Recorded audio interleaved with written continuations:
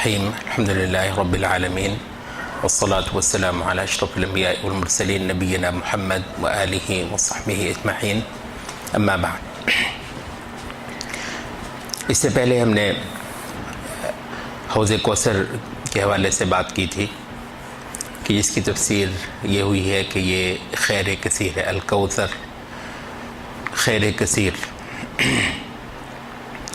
جو کہ دراصل اس دنیا میں نازل ہوئی، اس دنیا میں میسر آئی نبی صلی اللہ علیہ وسلم کے ذریعے سے انسانیت کو۔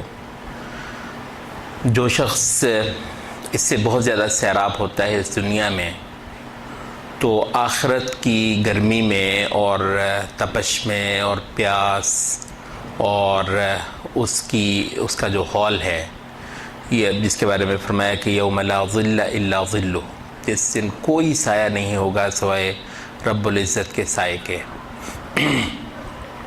اور اس دن پیاس کسی چیز سے بجھانے کی نہیں ہوگی سوائے یہ کہ کسی کو نبی صلی اللہ علیہ وسلم کے ہاتھ سے یہ حوض کوثر کا وہ پانی، وہ آب حیات میسر آ جائے، تو جو یہاں سے سیراب ہوگا وہ وہاں پر سیراب ہوگا، اس کی پیاس اس دن انشاءاللہ العزیز اس مشروب سے بجھے گی۔ علیکم السلام علیکم۔ یہ مضمون قرآن مجید میں کئی طریقوں سے بیان ہوا ہے۔ آج ہم سورۃ الرعد کی ایک آیت پر ذرا رکیں گے۔ محمد قطب بھی ویسے اپنے بہت سارے جو ان کے بیانات ہیں تربیت کے حوالے سے، تو اس آیت کو بہت زیادہ توجہ دیتے ہیں۔ وہ انزل من السماء ماء فسالت اودیۃ بقدرها فاحتمل السیل زبدا رابیا ومما يوقدون عليه في النار ابتغاء حلیة او متاع زبد مثله كذلك يضرب الله الحق والباطل فأما الزبد فيذهب جفاء وأما ما ينفع الناس فيمكث في الأرض كذلك يضرب الله الأمثال۔ آسمان سے اس نے ایک میہ اتارا، ایک پانی نازل، انزل من السماء ماء فسالت اودیۃ، اودیہ وادی کی جمع ہے، ویلی جسے آپ کہتے ہیں، تو وادیاں بہہ نکلیں اس پانی سے، آسمان کے اس میہ سے وادیاں بہہ نکلیں، لیکن سب وادیاں ایک سی نہ رہیں۔ اودیۃ بقدرها، ہر وادی اپنی اپنی گنجائش کے مطابق بہہ نکلی۔ تو وہ کہتے ہیں کہ یہ اس میں مفسرین بھی اس میں مطلب ظاہر ہے یہ ویسے تو بارش کی بات نہیں ہو رہی ہے، یہ جو فزیکل بارش ہے، اس میں ماء سے مراد دراصل قرآن ہے، دراصل وہ وحی ہے جو کہ یہاں انسانیت کو سیراب کرنے کے لیے اس کی جو جستجو حق ہے، جو جستجو ہدایت ہے، جستجو حقیقت ہے، اس کو سیراب کرنے کے لیے، اس کو مطمئن کرنے کے لیے اللہ رب العزت نے بھیجا، جس کے ابن قیم کہتے ہیں کہ قسمت والوں نے بھر بھر کے پیے اس سے، اتنی پیاس بجھائی، اور پتہ نہیں کہاں سے چل کے پہنچے تھے وہ نبی صلی اللہ علیہ وسلم کے پاس۔ پھر جب ان کو یہ چشمہ ملا ہدایت کا تو انہوں نے حد کر دی، اس سے بہت زیادہ وہ سیراب ہوئے۔ تو وہ کہتے ہیں کہ اس سے مراد ہے آسمان کی وہ وحی جو بارش کی، جو بارش کی طرح نازل ہوئی۔ تو یہ اللہ تعالیٰ نے یہاں قلوب کو وادیوں سے تشبیہ دی ہے کہ ہر قلب کی حالت مختلف ہے، تو کسی وادی کی گنجائش اتنی سی تھی تو اس نے بارش ہے، وہ تو جتنا مرضی لے لے، اوپر سے تو کمی نہیں ہے، لیکن ادھر جو ہے اس وادی کی گنجائش ہی اتنی تھی کہ اس نے اتنا سا پیا، اتنا سا لیا۔ کوئی دوسری وادی تھی تو اس نے اس سے بہت زیادہ لیا، کوئی اس سے بھی زیادہ تھی تو اس نے بہت زیادہ لیا۔ تو مسئلہ اس کے دینے پر ہی نہیں ہے، ان کے لینے پر بھی ہے۔ تو وہ کہتے ہیں کہ یہ ہے دراصل مختلف لوگوں کا قرآن مجید سے اپنا اپنا حصہ لینا۔ اب یہ حقیقت ہے کہ ہر بندے کو اس پر غور کرنا چاہیے کہ اس سے اعلیٰ چیز تو اتری نہیں ہے، اس سے برگزیدہ بنا دینے والی انسان کو کمال کا فرشتوں کی جیسی ایک مخلوق بنا دیتا ہے یہ کلام انسان کو، تو اس سے کس نے کتنا حصہ لیا ہے۔ اب یہ ہر بندے کو دیکھنا ہے تو کہتے ہیں کہ یہ لوگوں کی گنجائش، جو جتنا کسی کا ظرف تھا، جتنا کسی کا وہ کنٹینر تھا، تو اس کے مطابق لوگوں نے اس سے اپنے گھڑے مٹکے بھر لیے، اور مختلف قلوب کی حالت مختلف رہی۔ البتہ یہ بھی ہے کہ فسالت اودیۃ فاحتمل السیل زبد الرابیہ، اس سے جو سیلاب آیا تو اس نے اس کے اوپر جو جھاگ ہوتی ہے وہ بھی اٹھا دی۔ ابن قیم کہتے ہیں کہ یہ جو جھاگ ہے، اس سے مراد ہے یہ شبہات، یہ نفس کے کچھ عیوب بھی ہوتے ہیں۔ اچھا، وہ بھی اسی قرآن نے ہی نکالے۔ وہ کہتے ہیں مطلب وہ جو جتنی وہ جو گھاس پھوس اور اس طرح کی بیکار چیزیں جو پڑی ہوتی ہیں، تو وہ وادی میں کہیں ادھر ادھر بکھری پڑی ہوتی ہیں، تو جب پانی آتا ہے، سیلاب آتا ہے، تو ان سب کو اکٹھا کر کے تو وہ اوپر لے آتا ہے۔ تو نفس کے اندر جو بہت سارے فاسد مادے پڑے تھے، اچھا ان کے نکلنے کی صورت بھی اس کے سوا کوئی نہیں تھی کہ ان کو قرآن سنایا جائے، ان کو وہ چیز جو ہے وہ دی جائے، جس کے بعد سے وہ ایک طبعی عمل ہوتا ہے انسان کے اندر، تو اس کے فاسد مادے جو ہیں وہ اوپر آ جاتے ہیں، اٹھاتے ہیں۔ فاحتمل السیل زبد الرابیہ۔ اچھا، ایک مثال اسی آیت کے اندر اللہ رب العزت نے اس میہ کی بارش کی دی، اسی قرآن مجید کے حوالے سے۔ اچھا، اسی قرآن کی ایک مثال اسی آیت کے اندر اگلے الفاظ میں اور ہے، اور وہ ہے آگ کی مثال۔ پہلے بارش کی مثال دی ہے، پھر یہ آگ کی مثال بھی ہے۔ فرمایا کہ وَمِمَّا يُوقِدُونَ عَلَيْهِ فِي النَّارِ ابْتِغَاءَ حِلْيَةٍ أَوْ مَتَاعٍ زَبَدٌ مِثْلُهُ۔ یہ جو دھاتیں پگھلاتے ہیں، ایک آگ ہوتی ہے جن سے یہ لوگ دھاتیں پگھلانے کا کام لیتے ہیں، جس سے پھر یہ مختلف قسم کے زیور بناتے ہیں، ابتغاء حلیۃ او متاع، یا پھر مختلف قسم کے برتن یا اپنی ضروریات زندگی کا جو سامان ہے، تو میٹل سے وہ بناتے ہیں، تو اس کو پگھلاتے ہیں۔ تو وہ جو آگ ہے، تو انسانی جو زندگی کو قابل عمل بنانے کے لیے اللہ رب العزت نے قرآن مجید کا یہ بھی کردار جو ہے وہ بتایا ہے۔ اچھا، فرمایا کہ اس سے بھی زبد و مثل، اس میں بھی اوپر ایک جھاگ آتی ہے، اس میں بھی کچھ فاسد مادے ہوتے ہیں، یہ دھاتوں کے جو ناخالص مادے ہیں، تو وہ بھی اسی آگ کے جلانے سے اوپر آتے ہیں۔ تو فرمایا کہ یا تو چاہے پہلی مثال کی بات ہو جو کہ پانی کی تھی، چاہے دوسری مثال کی بات ہو جو آگ کی ہے اور دھاتوں کو پگھلاتی ہے، دونوں صورتوں میں فَأَمَّا الزَّبَدُ فَيَذْهَبُ جُفَاءً، تو جو ہے اوپر کے جو جھاگ ہے وہ تو چلی جائے گی، وہ تو کہیں غائب ہو جائے گی، روح پوش ہو جائے گی، یہ عمل اس کو باقی نہیں رہنے دے گا۔ وَأَمَّا مَا يَنْفَعُ النَّاسَ فَيَمْكُثُ فِي الْأَرْضِ، البتہ وہ چیز جو انسانیت کو فائدہ دینے والی ہے وہ زمین میں جم جاتی ہے، وہ بچ جاتی ہے۔ تو یہ ہر انسان کی جو کمزوریاں ہیں، اس کے اندر جو نفاق چھپا ہوا ہے، اس کے اندر جو بزدلی ہے، اس کے اندر جو بخل ہے، اس کے اندر جو حق سے وہ سارے کا سارا کچھ عمل ہوگا۔ تو جب وہ اس عمل میں وہ چلتا رہے گا تو انشاءاللہ وہ سارے کے سارے وہ دھلتے چلے جائیں گے، جھاگ ہے وہ روپوش ہو جائے گی، غائب ہو جائے گی۔ البتہ ایک بہت اعلیٰ سیرت، ایک بہت اعلیٰ کردار، ایک بہت زبردست کنٹریبیوشن انسانیت کے لیے، بہت اعلیٰ اخلاق، بہت اعلیٰ عقائد، بہت اعلیٰ معیشت، بہت اعلیٰ سماج، بہت اچھا ایک معاشرہ اس سے نفوس کے اس تربیت لینے سے اور اس تعلیم لینے سے تشکیل پا جائے گا۔ تو فرمایا کہ وَأَمَّا مَا يَنْفَعُ النَّاسَ فَيَمْكُثُ فِي الْأَرْضِ كَذَلِكَ يَضْرِبُ اللَّهُ الْأَمْثَالَ، تو اللہ رب العزت اسی طریقے سے مثالیں بیان کر کے دیتا ہے۔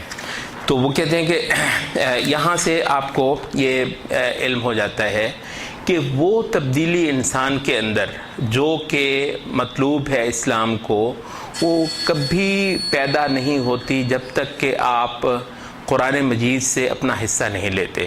اور قرآن مجید پھر وہ آپ کے اندر جو بہت سارے وہ جو غم پیدا کرتا ہے، وہ بہت سارے جو دکھ آپ کو اپنے بارے میں، اپنی آخرت کے بارے میں، انسانیت کے بارے میں اٹھوا دیتا ہے. جب تک وہ قرآن مجید سے آپ نہیں لیتے ہیں، آپ اس تبدیلی سے نہیں گزرتے ہیں جو ایک جاندار کردار کی صورت میں زمین کے اندر اللہ رب العزت کو مطلوب ہے آپ سے.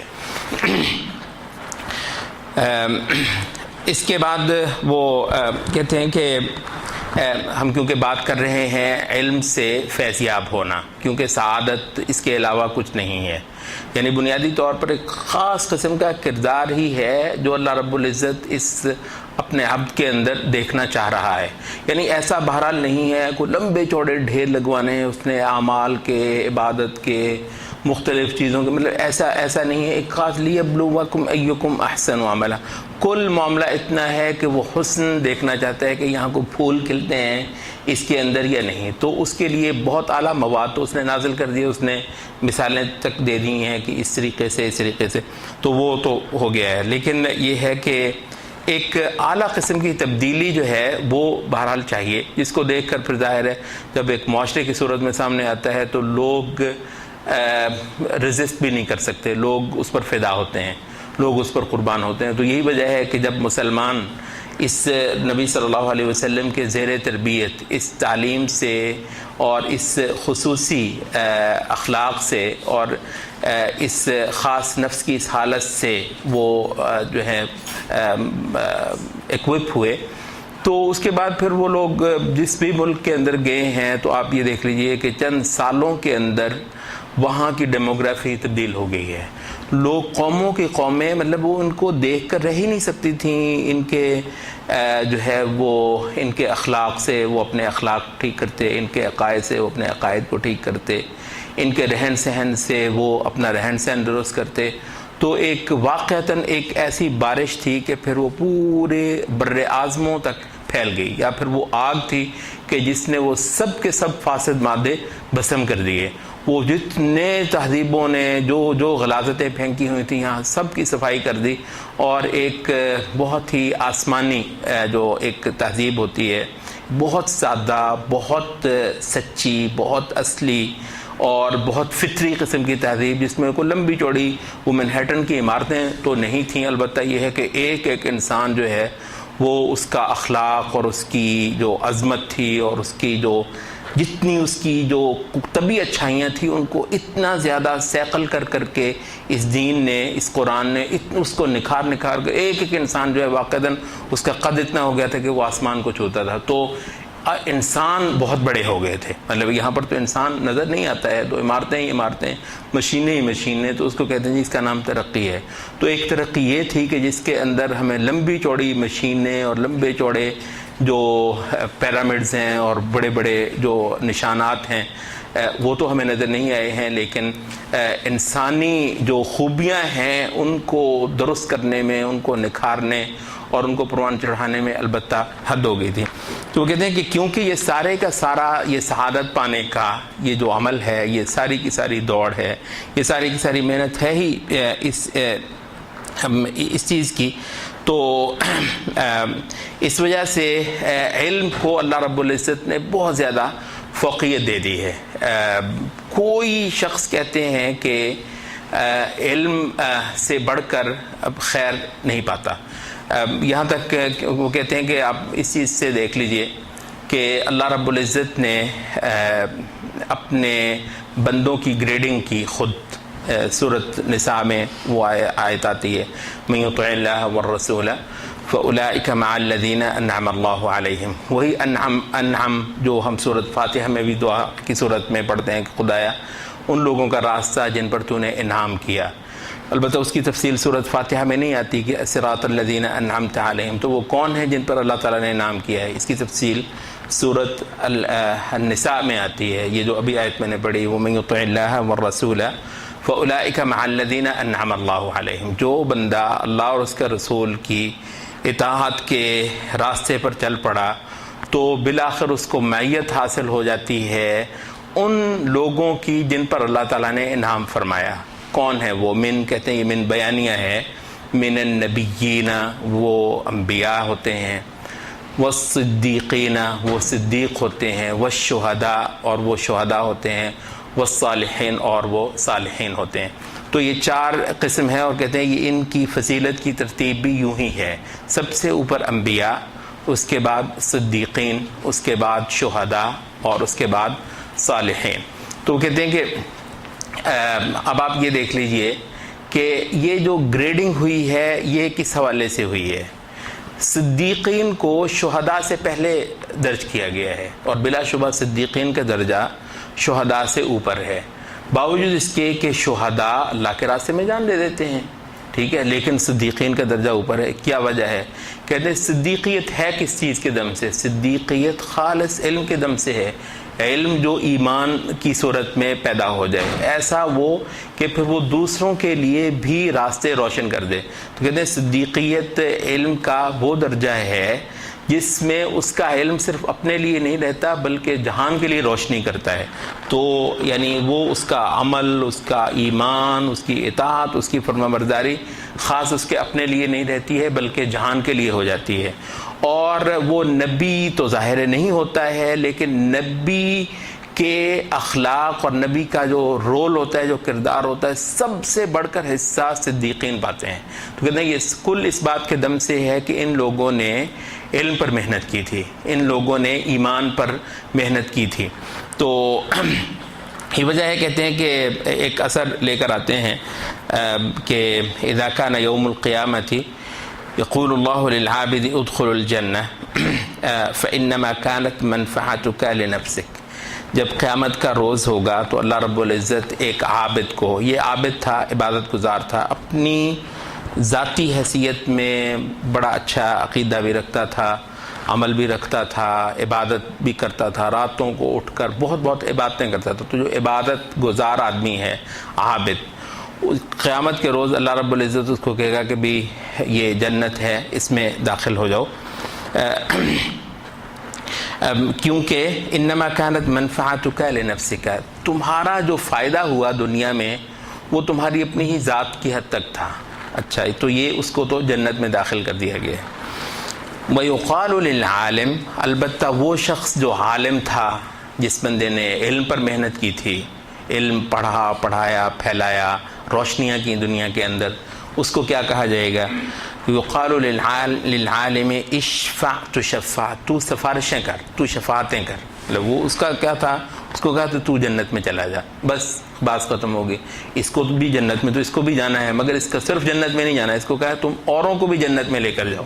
آپ ذرا تصور کر لیجئے، تو یہ فضیلت کس بات کے دم سے ہوئی کہ اس نے علم پر محنت کی تھی، اس نے وہ روشنی جو آسمان سے ہوئی تھی اس روشنی کو اپنے وجود کے دم سے دنیا میں پھیلانے کی کوشش کی، کیونکہ وہ روشنی وہ آ تو گئی ہے، کتابوں کے اندر محفوظ ہے، مگر دنیا میں وہ انسانوں کے ذریعے سے ہی اپنا ظہور کرتی ہے۔ تو اس انسان نے، اس انسان نے، کچھ لوگوں نے مطلب ہے کہ اب وہ اس روشنی کو اپنے وجود کے ذریعے سے انسانوں میں پھیلا دیا۔ تو فرمایا کہ اس بندے کو کہا جائے گا کہ تم کرو شفاعتیں، اوروں کو بھی جنت میں لے کر جاؤ۔